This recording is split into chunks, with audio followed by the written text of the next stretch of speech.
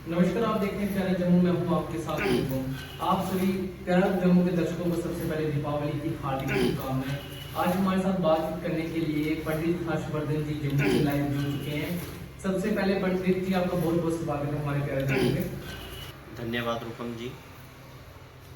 सबसे पहले हमारा आपसे यही प्रश्न रहेगा कि आज दीपावली है, दीपावली को लेकर क्या कुछ किस तरह से हम लक्ष्मी माँ का पूजन कर सकते हैं और बिना पंडित के अगर घर पे किस विधि के साथ हम लक्ष्मी माँ का पूजन कर सकते हैं और किस समय पे कर सकते हैं, उसके बारे में थोड़ा हमारे दर्शकों को बताएं। जी बिल्कुल। तो दीप ज्योति ही परम ज्योति दीपो ज्योति जनार्दन दीपो हरतु मे पापम दीप ज्योति नमोस्तुते शुभम करो तु कल्याणम आरोग्यम सुख संपदम शत्रु बुद्धि विनाशाय दीप ज्योति नमोस्तुते। तो मैं सबसे पहले अपने भारतवर्ष के सभी जनता से यही दीपावली की हार्दिक शुभकामनाएं देना चाहूँगा और हर व्यक्ति को जो इस दीपावली के पर्व के अवसर पर जो एक मतभेद मन में है कि दीपावली कब मनाई जाए। दीपावली पिछले कल भी थी, आज के 1 तारीख को भी है। हमारे क्षेत्र में जो है वो 1 तारीख को ही बनाई जाएगी पंचांग के अनुसार। तो आज का जो समय रहेगा पूजन लक्ष्मी पूजन करने का दीपावली के उपलक्ष्य पर, वो रहेगा शाम 5:30 बजे से 6:17 तक।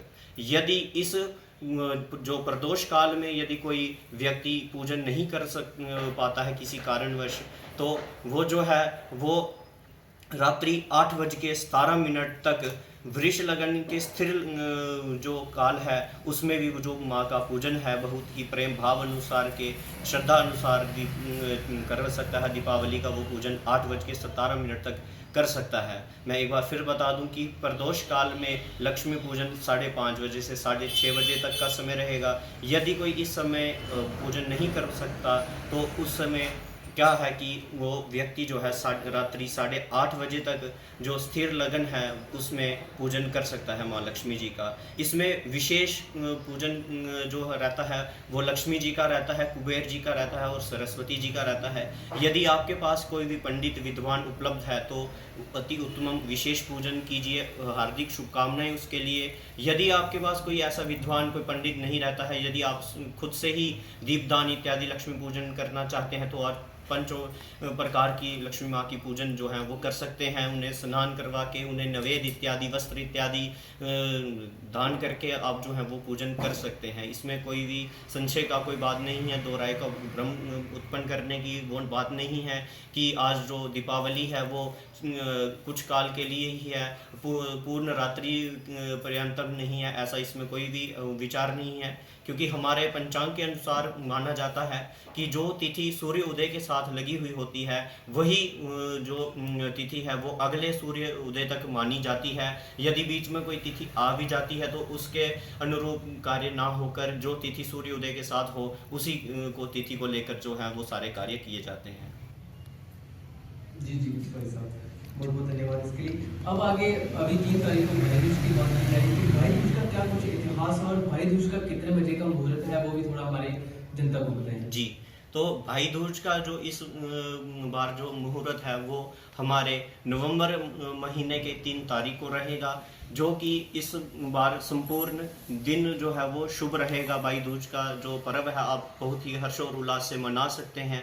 जिस प्रकार हमारे भारतवर्ष में ये एक भ्रम उत्पन्न हुआ कि दीपावली 31 को मनाई जाए कि 1 नवंबर को मनाई जाए, ऐसा हमारे भाई दूज के उपलक्ष्य पर कुछ भी भ्रम उत्पन्न होने वाली कोई भी बात नहीं है। क्योंकि भाई दूज की जो द्वितीया है तो वो पूरे दिन जो है वो व्याप्त है। इसमें फिर भी यदि किसी ने विशेष मुहूर्त देखना हो तो प्रातःकाल 7:30 बजे से दोपहर के 12:14 तक वो विशेष रूप से जो है भाई दूज का जो त्यौहार है वो बहुत ही हर्ष और उल्लास से मना सकता है। वैसे तो ये पूरे दिवस ही कोई भी ये त्यौहार मना सकता है, पर विशेष जो है वो 7:30 से 12:14 तक का रहेगा। इसका थोड़ा इतिहास बताते हुए मैं ये बता दूं कि पौराणिक कथाओं में एक कथा एक ऐसी आती है कि एक बार यमराज जी जो हैं वो अपनी बहन यमुना के घर आते हैं। यमुना जी की बहुत ही चिरकाल से एक आशित थी, मनोकामना थी कि मेरा भाई जो यमदेव जी हैं वो मेरे घर पधारे, मैं उनका आदर सत्कार करूं। तो ऐसे उनकी अभिलाषा पूर्ण करने के लिए उस दिन यमराज जी अपने बहन के घर प्रकट हुए, उन्हें दर्शन दिए बहुत ही चिरकाल बाद। उनको दर्शन देने के बाद जब उनके घर आए यमराज जी, तो उनकी बहन यमुना ने बहुत ही आदर सत्कार से उनका आतिथ्य किया, बहुत ही आदर सत्कार से उनको तिलक इत्यादि किया, हर प्रकार की उनको आतिथ्य किया, भोजन इत्यादि करवाया। ये सब करने के बाद, ये आतिथ्य स्वीकार करने के बाद यमदेव जी बहुत ही प्रसन्न हुए अपनी बहन के इस आदर सत्कार से। तो उन्होंने अपनी बहन जमुना से वर मांगने को कहा कि मैं तुम्हारी इस आतिथ्य से बहुत ही प्रसन्न हुआ हूँ, और यदि तुम्हारे मन में कोई भी इच्छा है तो तुम मुझसे कुछ वरदान मांगो, मैं निश्चय ही उसे पूर्ण करूंगा। तो यमुना ने इस बात को ध्यान रखते हुए एक ही वरदान मांगा यमराज जी से कि आप प्रतिवर्ष इसी दिन इसी तिथि को जो है मेरे घर आए और आदर सत्कार से आप भोजन करें, ऐसा उन्होंने उनसे वरदान मांगा। और ये भी वरदान मांगा कि आज के दिन ऐसे ही इसी प्रकार जिस प्रकार मैंने आपका आदर सत्कार किया, ऐसे ही यदि कोई बहन अपने भाई का इस दिन आदर सत्कार से आतिथ्य करती है, भोजन इत्यादि करवाती है, तो उसे यमराज का कोई भी भय ना रहे, मृत्यु का कोई भी भय ना रहे, ऐसा उन्होंने उनसे वरदान मांगा। इस दिन पुरानी कथाओं के अनुसार ये भी माना जाता है, यदि कोई भी भाई बहन एक साथ इस दिन कार्तिक द्वितीया के दिन यदि कोई यमुना स्नान करे तो वो भी बहुत ही उत्तम माना गया है। एक साथ यमुना में स्नान इत्यादि करते हैं तो उन्हें बहुत ही पुण्य प्राप्त होते हैं, उनके जो दुष्कर्म होते हैं, उनके कोई रोग इत्यादि होते हैं, वो इनका सबका निवारण होता है। ऐसे ही इनकी पुरानी कथाएं हैं। एक पुरानी कथा एक ऐसी भी है कि इस दिन कृष्ण जी जो हैं वो नरकासुर का वध करके अपनी बहन सुभद्रा से मिलने उसके घर गए थे, और सुभद्रा ने भी जिस प्रकार यमुना ने अपने भाई यमराज का आदर सत्कार किया था, वैसे ही सुभद्रा ने भी कृष्ण जी का बहुत ही आदर सत्कार किया था और उन्हें भोजन इत्यादि करवाया था। कुछ ऐसी भी और भी बहुत सारी कथाएं हैं जिनमें से ये आपको मैंने बताई हैं।